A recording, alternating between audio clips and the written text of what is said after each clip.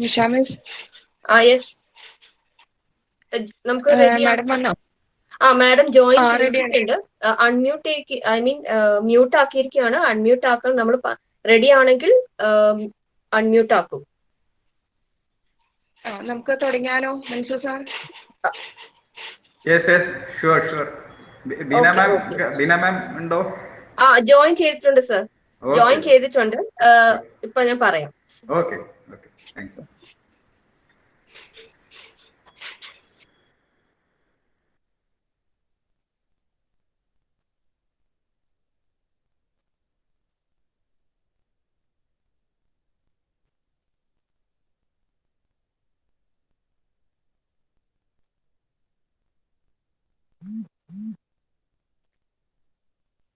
Please unmute.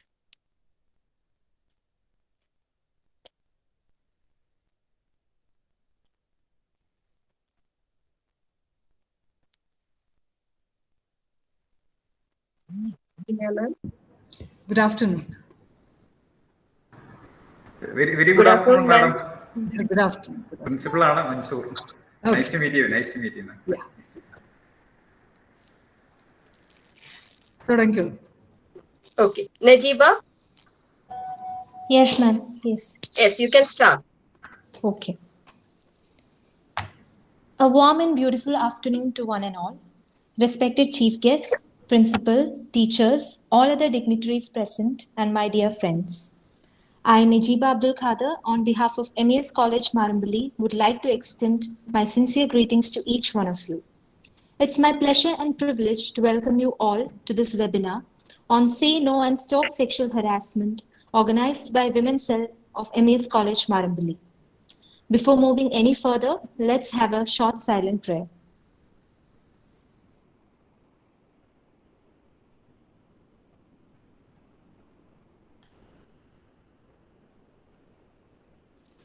Thank you, everyone.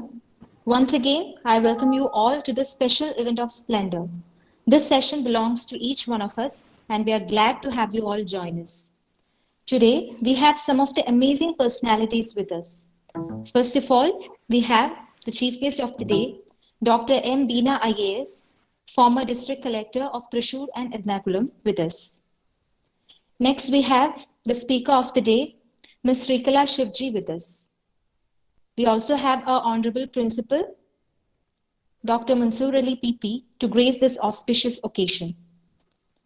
Without any delay, let us move on to the inaugural ceremony.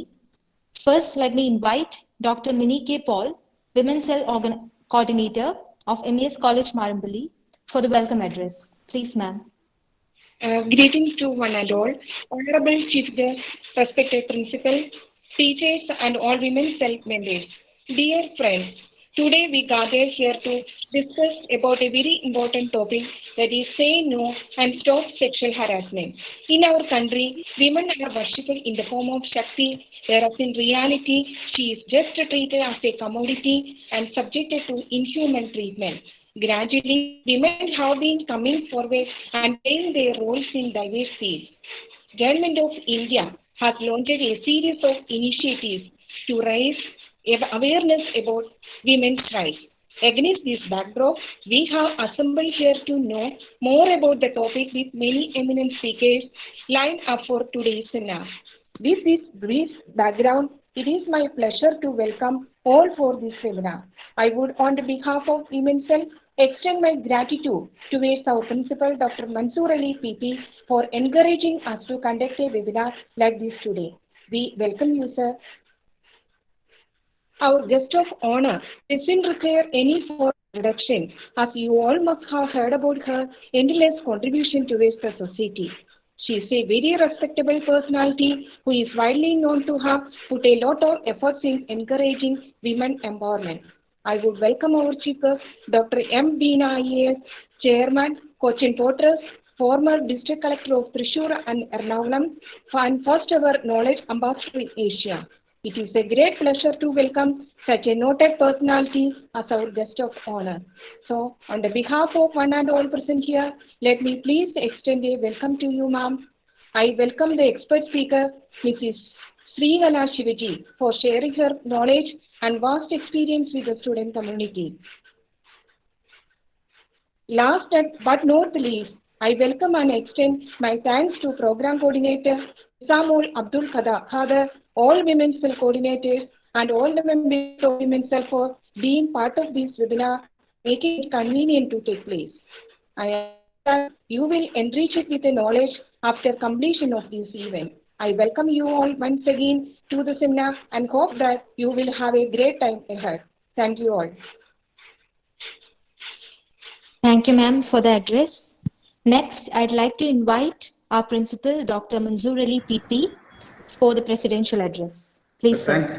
Thank you, Neji. Very good afternoon, one and all. Our guest of honor, the very first lady district collector of Ernakulam district, my own district, and the very first, the chairperson, the lady chairperson of Cochin Port Trust, Dr. Beena IAS, and our guest speaker, Ms. Shrikala Shivaji, and Women's Cell coordinators, Dr. Minike Paul, Nishamol Abdul Khader, and my dearest students. It is indeed one of the proudest moment of MES College in Marampally, and this particular webinar session has been, of course, it is blessed with the presence of the First Lady, Ernakulam District Collector, Dr. Beena IAS. And when it comes to MES College Marampally, I don't know, Madam heard about MES College Marampally. It is, she might have heard about, of course, it is in Ernakulam District. But it's, it has a span of just 25 years when we compare with the other colleges, the famous college in Ernakulam district.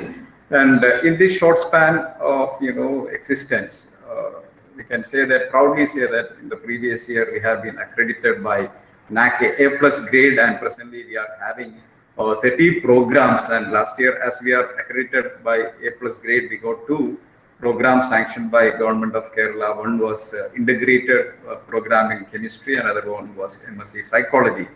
And moreover that, I wanted to say that the college has more than 70% of girl students in our institution. And that was one of the vision of MES also, while MES started institution by giving scholarship to girl students. We started the very first college in Mumbai in 1964. And still to have 100 girl students was one of the target of MES those ages. And once they got 100 girl students, it was a huge celebration in that college. So that was the culture, and that's how the MES is being built. And I'm pleased to say that, and many of the girl students are outsmarting now boy students. That's what we are witnessing in our institution. When it comes to PG, especially from UG to PG, the enrollment of girl students are more than 95%. And we can say there are, ultimately there are no boys present in PG education. So that's a scenario. When we're looking into the Kerala scenario also, we can see that in many indices we are performing well. Health, education, and women empowerment, of course, we have performed. But in still, when we look into certain areas, there are certain gaps just to address, and that is why Dr. Minike Paul was mentioning that the society is still viewing the girls as a commodity, or commodification is still there, and there we want to intervene, and that's why the Women's Cell has come up with the webinar session. Say no and stop sexual harassment, and also they want to organize this particular webinar with eminent personalities. That's one of their demand. There must be apt person should be inaugurated this year's Women's Cell activities, and they were very particular about that, and they got the apt person, and we are also blessed to have you, madam. So once again, on behalf of MES College Marampally, I welcome you, ma'am. And definitely, if you are getting a chance, definitely we are inviting you to visit our campus. Our campus is a very beautiful campus. And if you are getting, I know you will be busy, you please visit our campus. And also, on behalf of MES College Marampally, we are having expert speaker. She is an entrepreneur also. So I welcome you, Madam Shrikala Shivaji, to this webinar. once again, I welcome all the participants and do interact if possible with the eminent personality. That's. Thank you. Have a nice evening.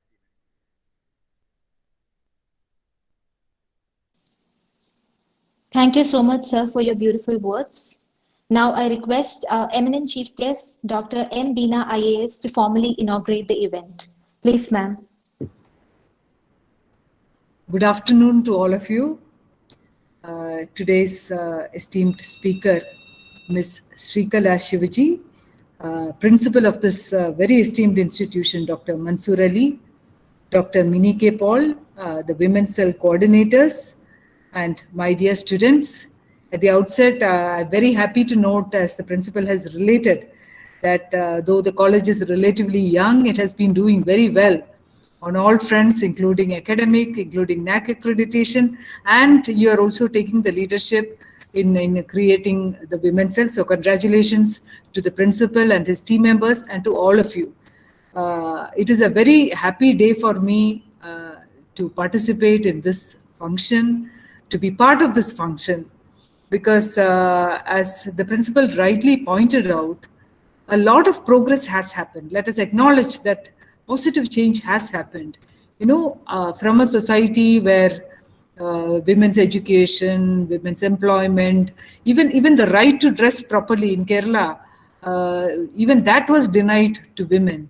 And from there, we have reached a position where we have women everywhere, in all walks of life, in all positions of power, be it in politics, be it in science, in all areas, women have been permitted to come and occupy the center stage. In fact, now we are all happy. The Olympics is going on, and who has done India proud? It is Mirabai Chanu. So everywhere, women have done so well. In fact, I was very happy, I think it was a couple of months back, when the US President, Joe Biden, he was speaking to our own Indian, Dr. Swati Mohan, because she was the scientist behind the Mars rover Perseverance. So everywhere, be it in the outer realms of space, be it in politics, be it in sports, so women have come a long way. So I think that is something which has not happened overnight. And let us also appreciate that changes have come because women have asked for it. It's not that, changes happen, just like that. So everywhere, so even this women's cell, I feel is a step forward. It's a step forward towards achieving something more for the women. As Oliver Twist famously asked for more in Charles Dickens' Oliver Twist, I'm sure you all have read. So asking for more is something good, especially when it comes to women's rights. So I see today's constitution of Women's Cell as one step forward, as a one step forward to achieving more, to getting more to women. So Women's Cell, I was just thinking over it. Basically, it helps in two different ways. So one is the participating girls, the individuals themselves. They stand to gain a lot because it is a forum for them to articulate themselves, to articulate their problems, and to understand also if somebody else has got a problem. This is you are empathizing with that person, you are helping that person solve her problems. So definitely there is a huge lot of personal improvement there. But apart from that, and I think more significantly, this can be a very important force for societal change, because ultimately society is nothing but all of us put together. And for the society to progress, we need to initiate discourses, we need to initiate discussions for women empowerment, and this is a very, very good forum for women to do that. So basically your discussions of issues, in fact today's theme is sexual harassment. So sexual harassment it can be in the college, it can be outside the college, it can be on your way to college, it can be at your homes. So everywhere there is the danger lurking. In fact, And this is an opportunity. The women's cell can be an opportunity. It can be a forum which can protect you. And if some incident has happened, it can be a forum which can help escalate the problem and find a solution to the problem and ensure that justice is meted out. So definitely the potential is immense, because though there are a lot of achievements, though women have come a long way, this coming forward has thrown open new challenges. Because earlier, while women were sitting inside the house, all they had to fear from was people inside the house. But now she's going out in the bus, on the roads, everywhere. She is vulnerable and she needs more protection. So it can be at the roads. And now there is a whole new public space which is opened up, that is cyberspace. So there again, women are targeted, women are teased, women are exploited. So there are a lot of new vulnerabilities which have come up in the 21st century, which need to be addressed. And the old solutions might not work here. So new solutions and new thinking and new discussions and new discourses are required. So I'm sure the women's cell of this college will be a very good forum for all such discussions. We are also in the time when we are discussing. So earlier it was all about women's education and women's employment, but now we are actually discussing much more than that.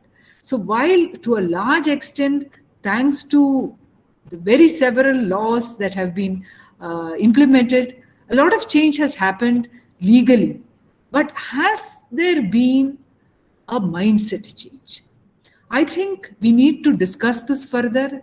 I think we need to look more now into ourselves, more into our families, more into our society, and what is actually preventing women from making use of the legal provisions. Let's take the typical example of the recent dowry suicide of Vismaya. Now, was it an absence of law? Was it a failure on part of the government machinery? Now, why did that girl have to resort to suicide? Now, I'm sure she was an educated girl, she knew all about the laws, but still she did not seek a legal solution. Instead, she chose to end her own life. So what I'm trying to say is that though there has been changes in the legal system, though there has been changes in giving equality of education, in giving equality of opportunity when it comes to employment, the change has not happened within the household. Change has not happened with regard to social mindsets. And that is what we should now be targeting. So in fact, the dowry problem is such a big problem. But interestingly, in fact, just to share with this group, you're all youngsters. Now, my parents, my mother was working in AG's office, and they got married in the 1960s. I was born in the 1970s. My sister was also born in the 1970s. So in 1960s, women started working, and there was no dowry. It was acknowledged that, so-and-so is working, there should not be dowry.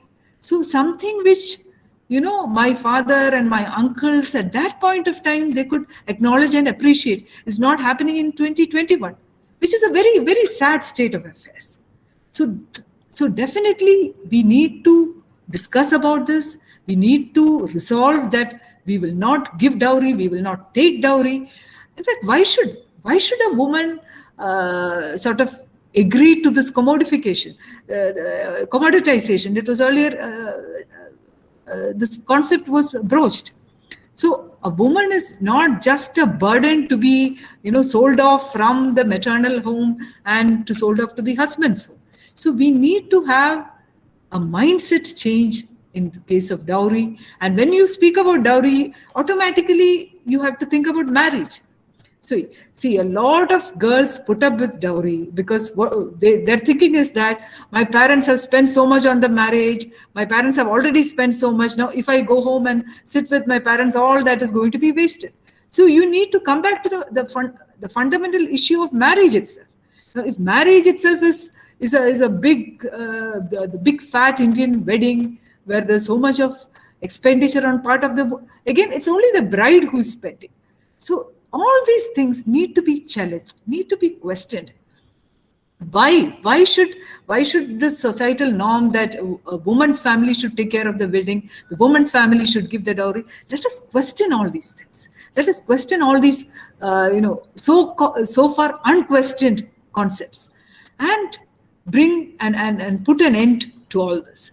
So another thing is that marriage, you call 2,000 people. Now all these people are looking at what is a bride wearing, how much gold is she carrying. So this is all very intricately interrelated.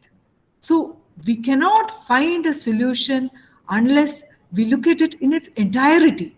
Why can't we have micro weddings? In fact, COVID taught us that marriages can happen in a smaller way.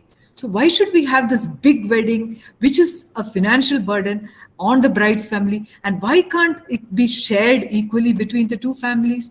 So these are all things which which girls have to come forward, and they have to say that, look, I don't want. And even the very concept of an arranged marriage, which the Western world often they laugh at it. And how can you marry somebody without even meeting him, without interacting him, without creating a bond between him?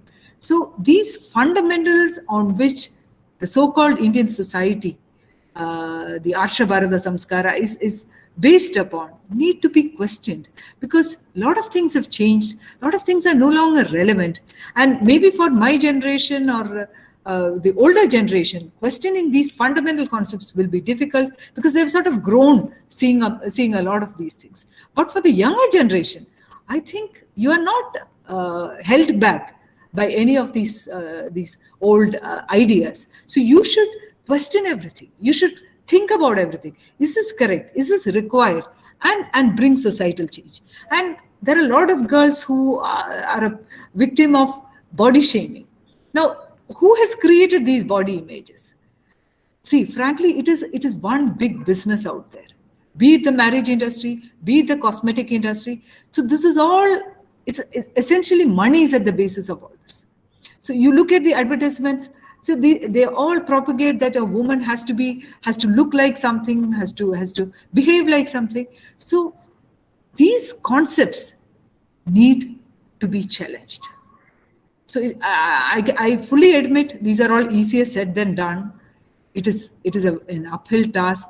But unless we bring changes inside the family, unless a mother treats her son and daughter alike, if you are going to tell your son that, look, you're telling your daughter that you have to go somewhere and do somebody's housework, now if that is the education you are receiving at home. Very recently, I came across a YouTube channel in which the mother and father are proudly saying that, look, my daughter is going to get married, and so since her marriage is getting fixed, we are going to teach her to become a good Adkalakari Janu. This is actually what a mother was saying. If this is the mindset, so the time has come to get into the families and challenge these things and change these ideas. So the so-called gender construct, which starts from the day a child is born, an unknown child who doesn't know to speak, who doesn't know anything.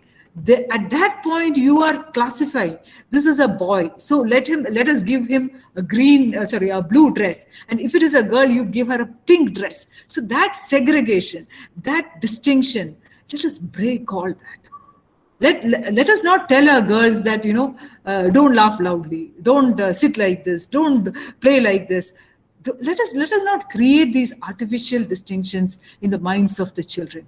Let us change all this, and for big change to happen, small initiations, small baby steps are required to be made, and let the women's cell of MES College be a pathbreaker, be a trailblazer in small but certain changes.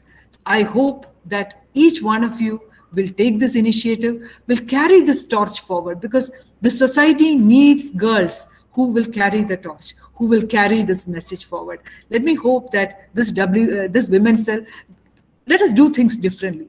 Let us create a new discourse. Let us create new equations in society, in family, because once the family changes, society will change. So let this women's cell be the facilitator, be the forum for such change. I wish this women's cell the very best. And I hope that one day I will hear wonderful things about you and the changes you have brought in. So thank you for this opportunity. Thank you so much. Thank you so much, ma'am, for your motivating words. We're so honored and privileged to have you today with us. Now, the inaugural ceremony is almost coming to an end. Let me invite Ms. Nisamol Abdul Khader, Women's Cell Coordinator, to deliver the word of thanks. Please, ma'am. Good afternoon, one and all.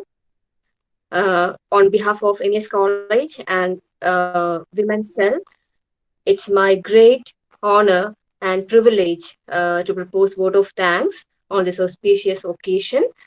And first and foremost, my sincere thanks to our honorable chief guest, Dr. Beena ma'am, who, in despite of her busy schedule, has found time to grace this function. We are very much grateful to have you, ma'am, for this function. And I owe special gratitude to our beloved principal, Dr. Mansoor Ali, sir, for his strong support and interest for this function. And my special thanks to our Women's Cell convener, Dr. Minnie Paul, and other coordinators of the program for their contribution, encouragement, and guidance in all efforts. I thank all teachers, students, and all invitees present here for accepting our invitation. Once again, I thank all for your attention for further session. Srigala ma'am, a special thanks to Srigala ma'am for accepting our invitation, and the next session is yours, and we are waiting for that. Once again, thank you all for accepting our invitation and presenting here. Okay, thank you. Thank you, ma'am. By that, the inaugural ceremony is over. I thank all the dignitaries for sparing their valuable time with us. Now it's time for the technical session. For that, we have a great personality to come on stage and share her thoughts with us.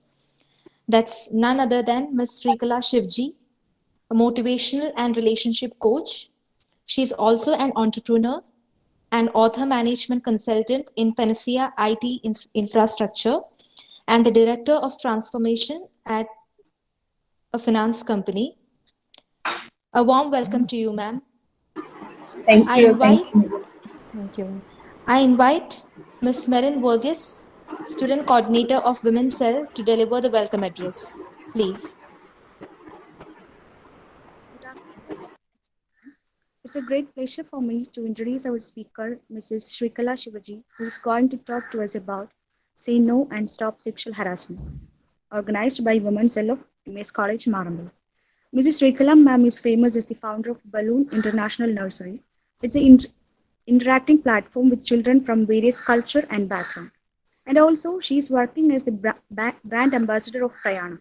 Prayana is actually an exclusive finishing school and concert support mission for women who wish to make an impact in the world. She is a well-known motivational and relationship coach, entrepreneur, author, management consultant in Panacea. She got Masters in Microbiology from Bangalore University and MBA from UK Open University. And currently she is pursuing her Masters in Psychology. So we are so excited, ma'am, now to get you as our resource person, and it's a very honor to our college. Even though you have a hectic schedule, you find time for joining with us. So, on behalf of Women's Cell of MES College, Marampally, I cordially invite Mrs. Srikala ma'am to take up the session. Ma'am, please. Thank you, Merin. Thank you for that nice and kind introduction. I'm so privileged to be present today, and because I could listen to Dr. Beena ma'am, a role model for many women. And ma'am, may you continue to be an inspiration for many more. I would like to thank MES College for giving me this opportunity to be a part of this event. And let me take this opportunity to congratulate its chairman, Principal Dr. Mansoor, and other dignitaries and professionals and teachers who have gathered here today to celebrate the opening of this Women's Cell. Wishing you all the best. and pray that you continue to educate and empower more women. May the teachers here who are going to be the guidelight of this college, and let you be able to arm these kids or these young girls with knowledge, and by imparting your culture, let these girls be able to judge between what is right and what is wrong. As Beena ma'am was telling, you should be able to think which is good for me, which is bad for me, and uphold your values and preserve, and thus preserve our heritage. And coming to my topic for today, that is sexual harassment, saying no to it. Let me present now.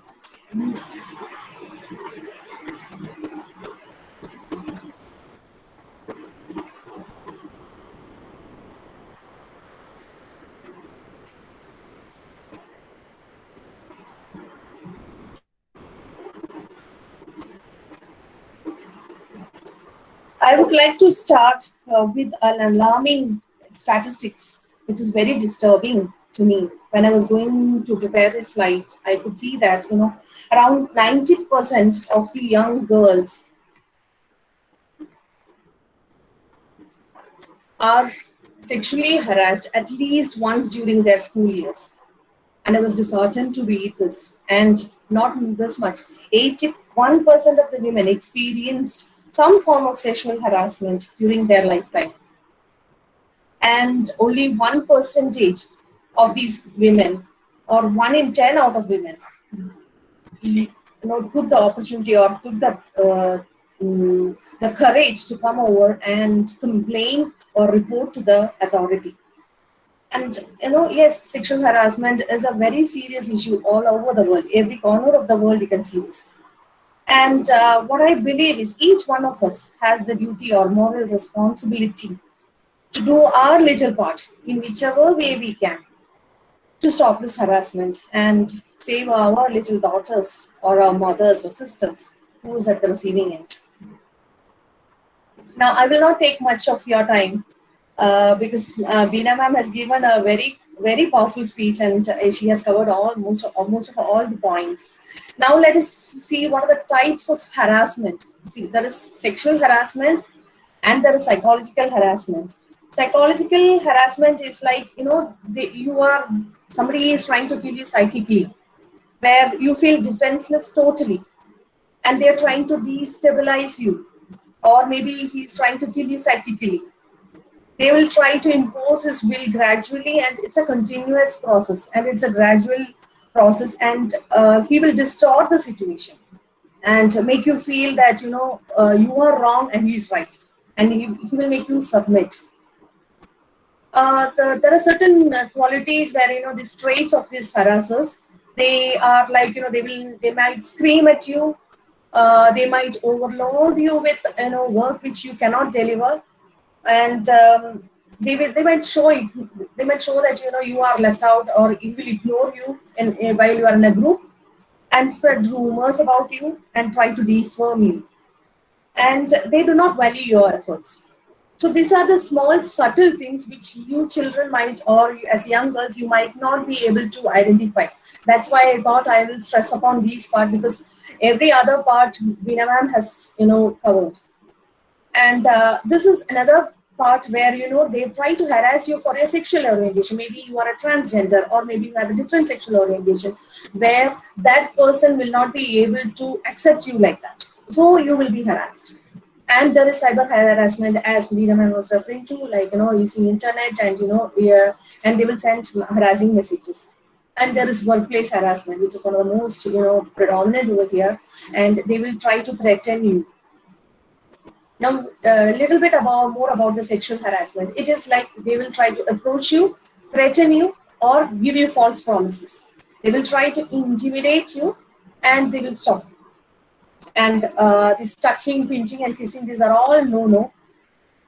And they will try to pass comments about clothing, or shame your body, or sexually colored remarks they will pass.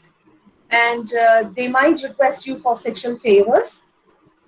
They might show you pornography or pictures, or they might expose private parts. And these pictures can be circulated through SMS, emails, or any kind of social media. They may try to get too much close to you and also corner you. And most importantly, they will constantly monitor you. These are some of the points which are very subtle, but keep in mind. And these are some of the type of harassers where, there are many others, but I thought of putting all these points because these people are close to you. You might not feel that you are getting harassed.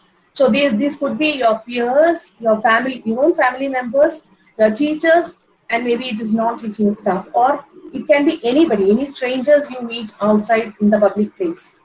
And let us see what are some of the impact of this harassment. Like I thought of touching all these factors because these are subtle factors which these young girls might not be able to, not even young girls, even older women cannot identify, because these are all psychology part, and which it's not expressed, like it is not tangible, something which you can see or you can touch or feel. And these people might feel depressed. You will have anxiety if you are being harassed. You might want to be absent in college or any institution or workplace. And this harasser might retaliate along with their friends, okay? And they will subject you to gossiping. They might defame you, or they might you might feel left out, and you will not be able to have a proper sleep. You might feel shame, guilty, or you might experience loss of weight and headaches. You might lose concentration, and you might feel powerless. This one thing is like mostly we will overlook this factor. You might feel powerless, and you will lose gradually.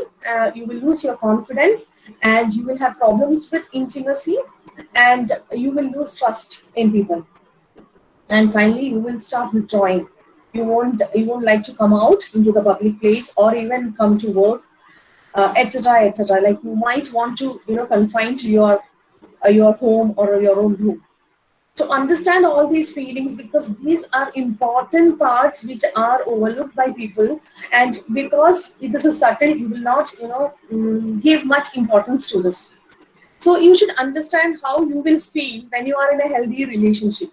In a healthy relationship, you will feel good, you will feel appreciated, and you will feel that you are wanted there, and you are in control. You will feel equal.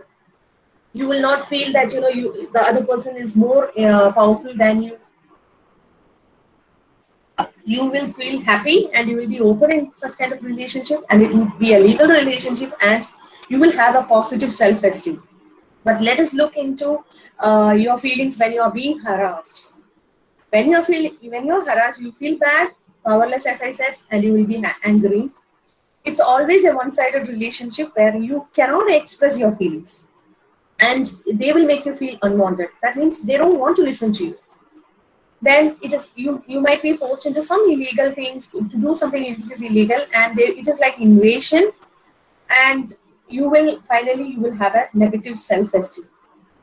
Now, I want to tell you, girls, please respect your feelings. You are not wrong in, whenever you feel bad, whenever you're feeling angry, whenever you're feeling that loss of concentration or unwanted feeling, you are actually feeling you are right. Don't think that, you are doing something wrong. And you are not being overreactive, because this perpetrators will make you feel like that. Sometimes you will have a second thought, am I being more reactive? And you are not being too sensitive. They will also make you feel like that you are becoming too sensitive. They were just laughing or having fun. And please, you don't want to please everyone. As Beena was telling, mostly society, we want to please the society. Whenever you're stepping out of your room or your home, you want to smile always and be nice to everybody. That is the most dangerous part. And please don't try to please everyone. You cannot please anybody. At least, please somebody who is worth it. And understand your boundaries. Set your limits.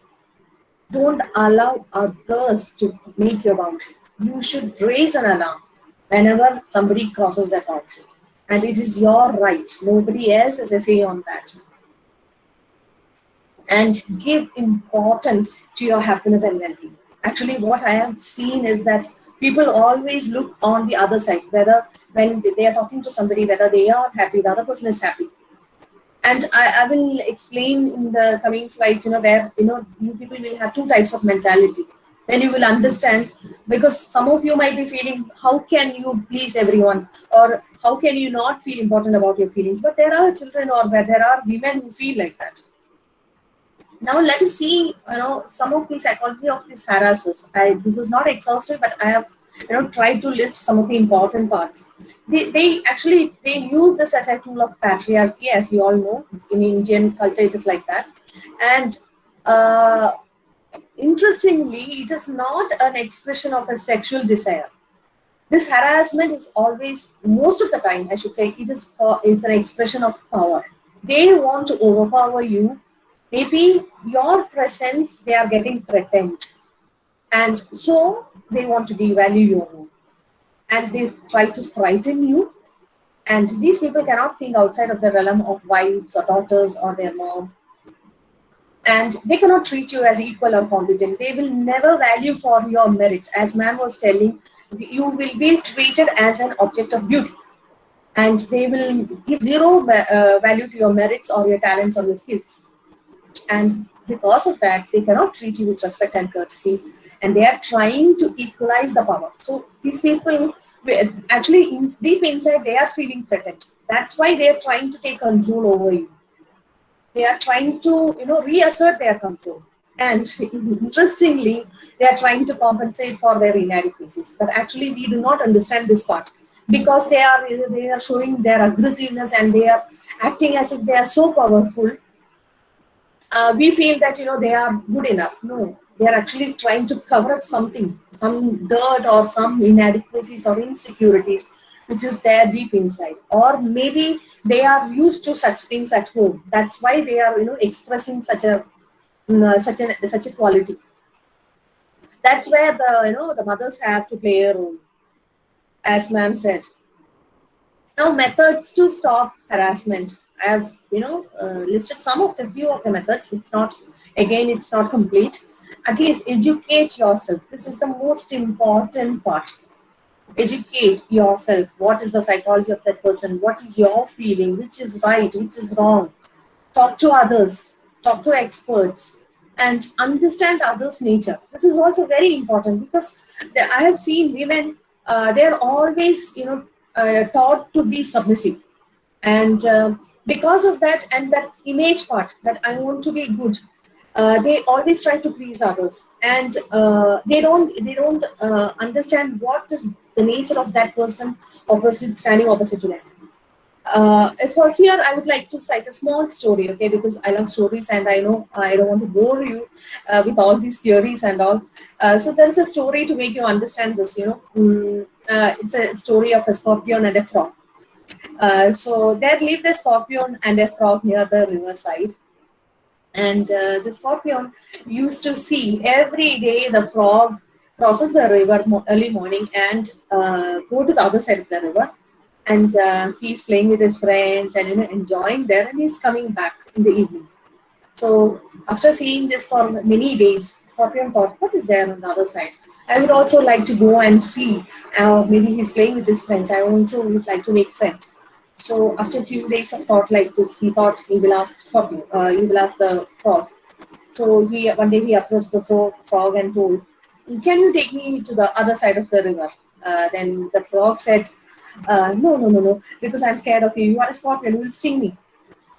Then the scorpion said, no, how can I sting you? Because I'm scared of, I cannot cross the river. So I need your help. And how will I come back if I sting you? So please take me to the other side. I will not kill you in any way. So this frog was, having a second thought, maybe poor, no, he was feeling that empathy. He's not playing, he's all alone here at this part of the shore. And while we all others are playing on the other side, poor, why don't we make friends with him also? So the frog said, okay, tomorrow I'll take you to the other side. And next day morning, the frog came, asked the scorpion to hop over his shoulders, and they both started swimming across the river. And the moment when they were about to reach the shore, the scorpion the frog, felt an intense pain at the back, and he couldn't understand what was that. And within a few seconds, he could realize that, the scorpion is already stung. He couldn't believe it. How could he do this to me? That was his first thought.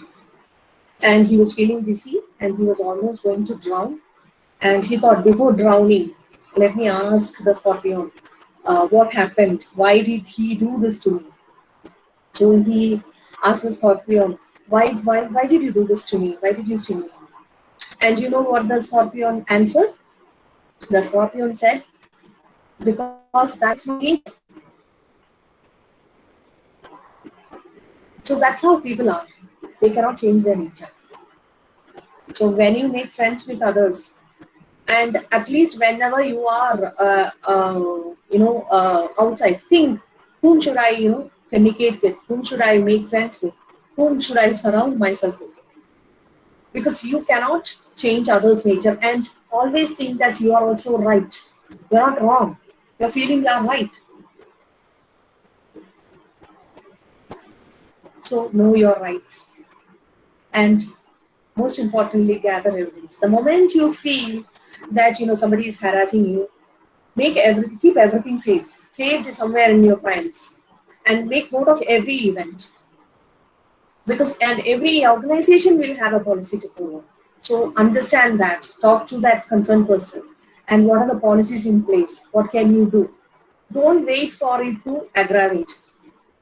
Because this is subtle, you will not be able to. And maybe at the time when you feel that it is that will be out of your control. You cannot do anything because you didn't assert yourself from the beginning. So don't have a second thought. Assert yourself. Confront. Stop being a victim. And in psychology, interestingly, I was going through the psychology of this victim, and I found it amusing because there's an attitude called as victim mentality. So those people who are bold here, these children or young girls who are bold here, should understand that there are a set of people who are having a victim personality. This personality is because of their genes, and it doesn't mean that they cannot change it. So these people who are having this set of genes, the scientists call it as mirror neurons, wherein it is like, suppose you are pricked by a needle, you will feel that pain, right? Same way, when you see somebody else pricked by a needle, you will start getting that pain. So this is somewhat we can term it as empathy. So the people who are having these genes will feel the pain. And, they will always feel that, the other person is right. A person who is shouting, he is right. So this is like, I was wondering, like, yes, maybe I am also an empathetic person. I was finding myself while I was reading that part. And to overcome that, what, these people suggest is that, give space. Like, whenever somebody is coming to shout at you, tell them, like, can we discuss this tomorrow? Because empathetic people often fall into such trap. And you know what? These harassers or these bullies, it's so rewarding for them. This attitude of empathy is so rewarding for them. And, because somebody is listening to their needs. That's why it is rewarding for them. And they're often, I am running a nursery in Dubai, and I used to watch, even when we are small, when the children come in a class, I can see that there will be a bully and there will be a victim in the class. I don't know how this bully will find this victim and, make him cry almost every day. I don't know why he picked this victim. I don't know. And this poor chap will always keep crying. And I think that's how I started noticing it. Why this bully child is not picking the others, we don't know. So you have to understand that if you have a victim attitude, you have to change, understand your nature and be aware of it. Yes, I have an empathetic attitude. Yes, I have a victim attitude. I should not fall into this trap. Because when you fall into this trap, the problem is that you will feel that he is right. And you will slowly keep your mouth shut because you will always feel that the other person is right. So please take note of this. And those people who are bold, you people will not understand why these ladies are keeping quiet, or why they are mum, why they are not shouting, or responding or confronting the person. It's because the bolder ones doesn't know that that empathy exists. So when you know all these things, I think you can be a little bit more supportive, and understand this the people who are very weak in that terms. And usually this kind of women will have a high regard in society, where they will be known as the very good girl, because they are always pleasing everyone. They are submissive. So and when you are confronting, look them into their eyes, and tell loudly. You should tell that I don't like it, and maybe they will laugh, or maybe they will make you feel awkward that you said it loudly. But say, mean it, that it is not funny, and yes, I don't like this. Be specific and try to assert yourself. Don't be submissive. And you can ignore what is unwanted and keep what is worthwhile. See, what I have seen is that these harassers, usually when they start this harassing part, they will give you false promises, like they will talk about some promotion if you're in a workplace, or they will talk about some work like the record book assignments or some project work, and they will tell you, I will take care of it, you do this, you do that. And you might want to give into that, because they are talking about something which is good for you. So what you can do is try to diffuse the situation. You are getting a hint that he's trying to harass you, or he's trying to take undue advantage of you. Try to diffuse the situation by keeping that topic on. Tell that, okay, I'm interested in promotion, or okay, we will do the assignment or the project, but not after the office hours or after the working hours. Or if he's inviting you for a party, you can tell that, okay, let me take my friends also along with me. Don't go alone. And so that you are giving a hint that I am not interested in the private sessions and all. I am okay with you. I'm okay to spend time with you if you are in a group. So in this way, you can this all happens in the starting stage. Okay, this cannot have this. This does not hold good when the situation is aggravated and gone out of control. And make sure that you save all the text and emails and videos and whatever gifts he has given, because this will help you if at all you have to go for a complaint. And moreover, this journaling or this writing part will help you, because when you turn the pages, you will understand that. Otherwise, you will forget what he has told a few months ago. If you have a record of all these things, you are sure that yes, my thought is right, my feeling is right, he's trying to harass me, and you can take, before the situation worsens, you can take some action. And as Beena was referring, learn to say no. Because, you can, I have seen these girls, mostly Indian Kerala girls, that doesn't know how to say no. Only very few the young generation, yes, of course, they are very bold, as Beena was telling you, they are very bold. But maybe my generation or my mother's generation and all, they are very submissive. They don't know, even for small things, they do not say no. So practice, saying no. Say no for small things, like, saying no to a cup of coffee, or say that, I want strawberry ice cream, I don't want this ice cream, or I want tea with sugar or without sugar, like that. Assert yourself and say it with grace. Say it with confidence. Say it like as you mean it. And be happy when you say that. And actually, you have to start practicing at home. As man said, mother usually tells the girl child, be submissive. Because the mother is scared. Because if she is getting married to her and she is going to another different home, and how is she going to adjust with those people? That's a mother's worry. So start at home. Practice saying no to your mother. I didn't mean you should go and start fighting with her, but at least certain things which you do not like, tell her with grace. Don't pick a fight. Just be assertive and tell, Mom, I'm not liking this. Can you stop being rude to me? I didn't mean to do this. I don't want this to happen. And I don't like it, Mom. You can tell her. And say it often, make it a second, like, it should come to you easily. And stick to it. Stick to your thought that I don't want it means I don't want it. Don't waver. And don't feel bad about it. Because when you say no to somebody, their face will change. They might show that it is, they are sad, or they might become angry, or they might, show some, start humiliating you, and they will show some resentment. Don't waver. This empathy people at that moment feel, oh, sorry, I should not have told like that. Let it go. Let them, why should you take all the time? Don't buy into their things. You have a right. You deserve a happy life. You also deserve to say yes. The power of saying yes or the power of saying no. That's up to you. Not anybody's right. Your own right.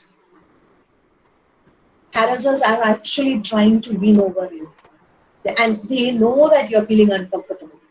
And when they know that when they realize that you are feeling uncomfortable, actually they should stop. Why they are not stopping? Because they don't care for your feelings. Then why should you care for their feelings? So you need a lot of courage for all these things. And these harassers are trying to get what they want by letting you down. Don't let that happen. So as I said, practice saying no. Start at home. And you should understand that life is like a fragile glass. You can break at any time. You have a very limited time here, and you need to enjoy it, celebrate it. I know you cannot accept your flaws. You cannot accept your flaws. Actually, you should know. You should know that everyone has their own flaws. Here also I would like to tell a story, a small story about a pot. It was a cracked pot, okay? This cracked pot was the property of a farmer, okay? This farmer was very poor, and he had only 2 pots with him. One was the cracked one, and the other one was a perfect pot. So this perfect pot always used to humiliate, and you always used to make the other pot feel low by telling that you are always cracked.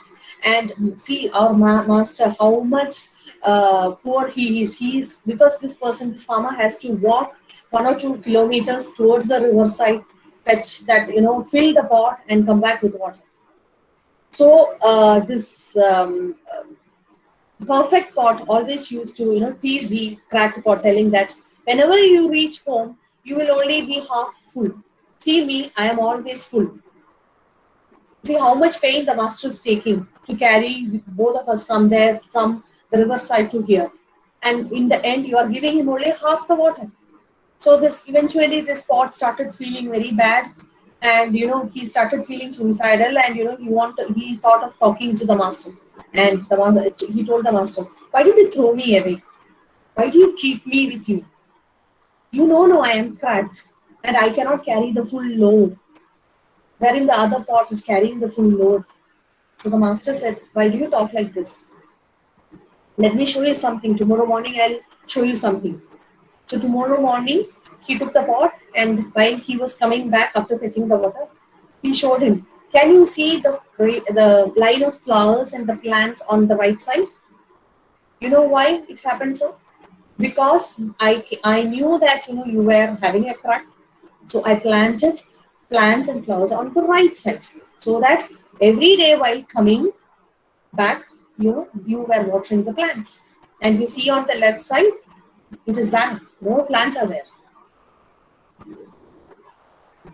So the story, you should understand that, you can realize it's so beautiful, even though the pot was flawed, unknowingly he was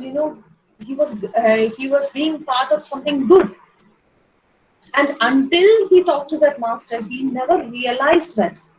So we are also like that. We never realize what are the good things we do to others.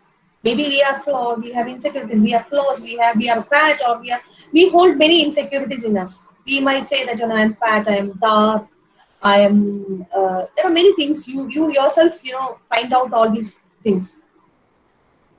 Or maybe, your friends will tease you, telling that you're fat, and you give in to that. So what? Accept it. Don't give in to expectations, because expectations, everybody has expectations. Your mother will have expectations, your boss will have expectations, everybody will have expectations about you.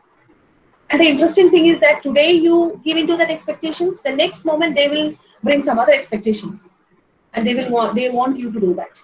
So it's a moving object, and you are chasing a moving object.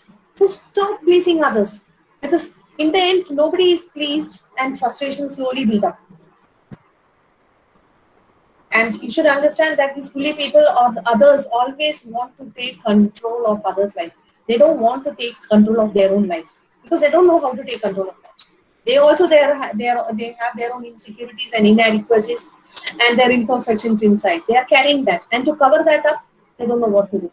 And while they were small, maybe they were used to seeing their father shouting at them, or dumping all the frustrations on the young kids, and they will learn that this is okay.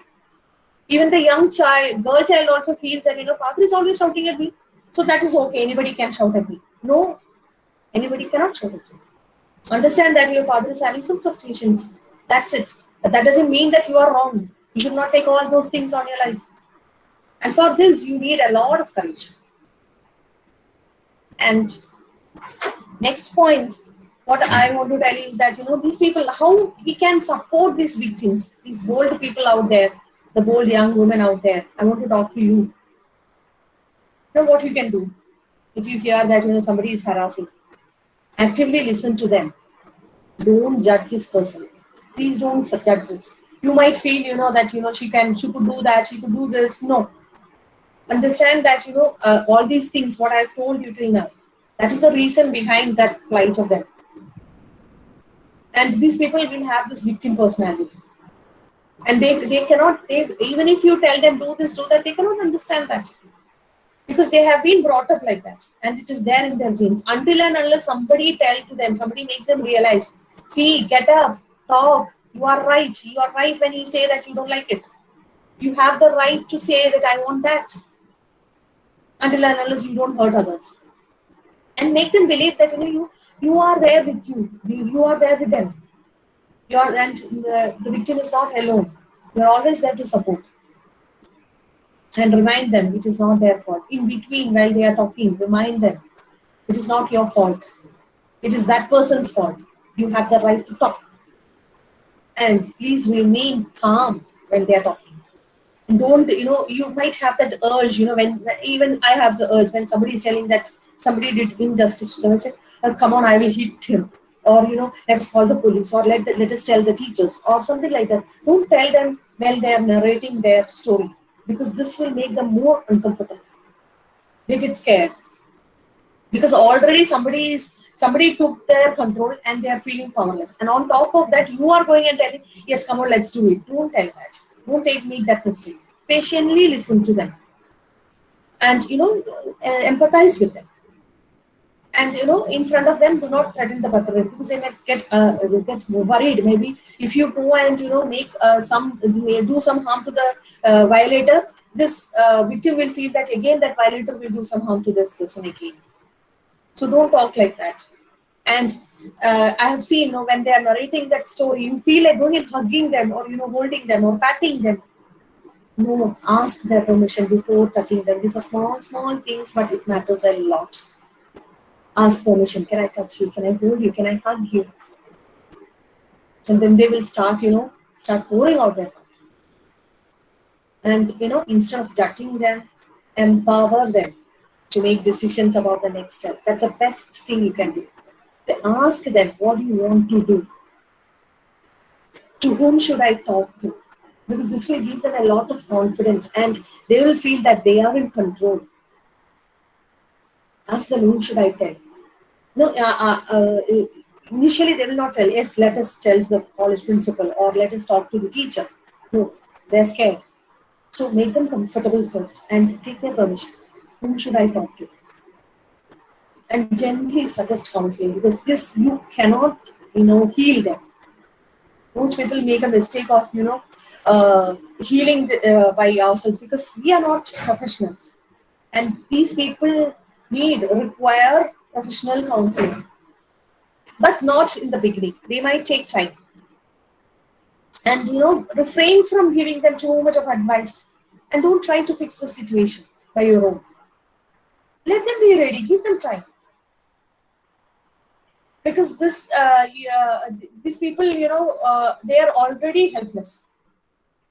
And you are showing as if I can do it, I am powerful. No, please don't do that.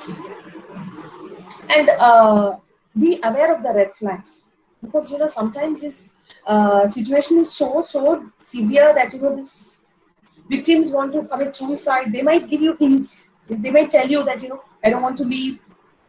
They might have eating or sleeping, slowly develop eating or sleeping disorders, or they might have nightmares, flashbacks. Always take a note of it, and keep on suggesting, suggest to them that we have a solution. You can come out of it. You might need to reinforce this again and again and again. So let her make the decision. Let her be empowered for that. And you can, but most importantly, please do not spoil your life also. While you are, listening to these stories and supporting them, it will take a bit of time, because she's not ready to go for a medical help or something like that. So give them time, and at the same time take care of your own life. Don't go with the with the victims this one and spoil your life, wherein you will become overwhelmed. You don't know what to do. So this part also, don't miss your classes, or don't refrain. You have to continue going to your workplace. You can set a time apart, like you can tell, make sure that she's always with somebody, with her family members or somebody, and tell her that I will come back to you at 5 o'clock or something like that. You can set a time aside, so that you are also drawing a boundary. And get educated, understand what to do, and keep inviting them for a movie, or for a cup of coffee or for dinner. Be patient. Initially they will say no, I am not coming, they are not interested, but understand that this will take a lot of time for them to heal and say yes to you. But keep asking, not that the same day, don't pester them with come, don't say like that. Give them time. Every other day, whenever you are going out, ask them, are you coming with me? No, it will make you feel good and all. When you ask, maybe it has happened 1 year back or 2 years back, but when you ask, they will feel valued and loved and cared for. You can only support, actually. You can only support. You cannot, you cannot be you cannot heal them. You can be a part of this process. And let them, allow them to reclaim their power. And they will have intimacy issues. It will only be solved through expert advice and counseling and other medical attention. So supporting is not a one-time situation, and it's going to be on continuing process. So you can report it to the authority, like with a permission. You can go to your counselor at your college or any other institutions, and you can talk to the head of the institution or local authority or Human Rights Commission of India. This is few of the, you have many possibilities now. But only understand that there are many options, and make the victim understand that you have several options to go for, and the victim is safe. And I would like to wind up my talk with a quote from the Rumi, which I love. Okay, you were born with potential. You were born with goodness and trust. You were born with ideals and dreams. You were born with greatness. You were born with wings. You are not meant for crawling, so don't. You have wings. Learn to use them and fly. Fly high, I should say. Thank you. Thank you all. Thank you so much, ma'am. That was really helpful, motivating, at the same time informative. Indeed, it was a great talk, ma'am. Thank you for joining us. Now, if the students have any kind of questions or any topic that you wish to discuss with the speaker, you can ask right now. Anybody, if you have any kind of questions. Or I can leave my number. You can always contact me. I can leave my number in the chat box. Anytime you want any help, you can contact me. This is my number. Thank you, ma'am. You're welcome, dear. And I thoroughly enjoyed the session. Hope I added value to it. Okay, thank you, ma'am. I hope everything is fine and clear to the students. Now, let me call upon Ms. Nasna Nasir, Student Coordinator of Women's Cell, MES College, Marampally, to deliver the vote of thanks. Please.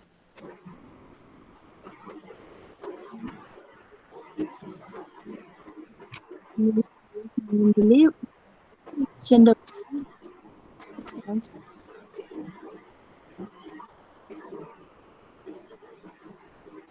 Nasna, your audio is not clear.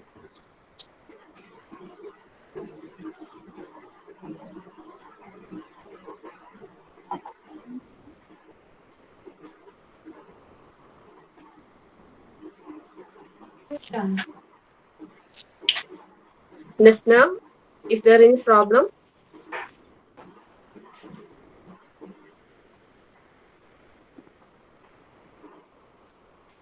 Nasna, can you hear me?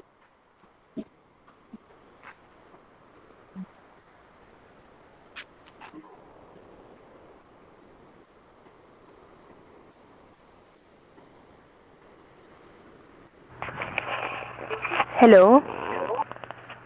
Yes, yes. Yes, it's Is clear. it audible? Yes, yes. Yes, Nasna. Okay. Yeah. Good evening. I, on behalf of MES College, Marampally, would like to extend a very hearty vote of thanks to all those who have directly or indirectly contributed to this webinar on the topic Say No and Stop Sexual Harassment. First of all, let me thank Dr. Manzoor Ali PP, Principal of MES College, Marampally, for his extreme support and encouragement for this webinar.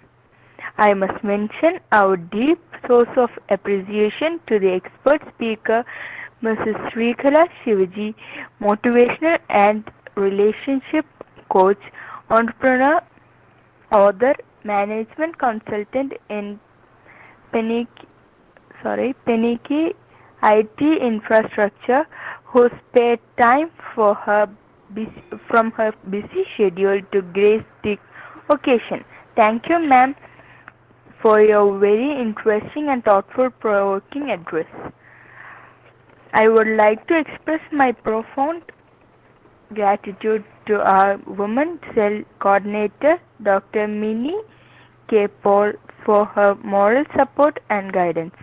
I also wish to express my gratitude towards the Program Coordinator, Mrs. Nizamul Abdul Qadir, who helped us to make this webinar a great success. Last but not the least, I would like to express my sincere gratitude towards the audience who have turned up in such a great number. Thank you so much for your cooperation. Once again, I thank all of you for being with us. This time, it has been a great pleasure. Thank you all. Thank you, Nasna. Finally, we are at the end of the event. Once again, I thank all the dignitaries who joined us, the organizers, and you wonderful audience for all your cooperation and participation in the event. I hope I've been a good host equally. Thank you and have a nice day ahead. Thank you, Neji, for your wonderful anchoring. Okay, thank you. You're welcome, ma'am.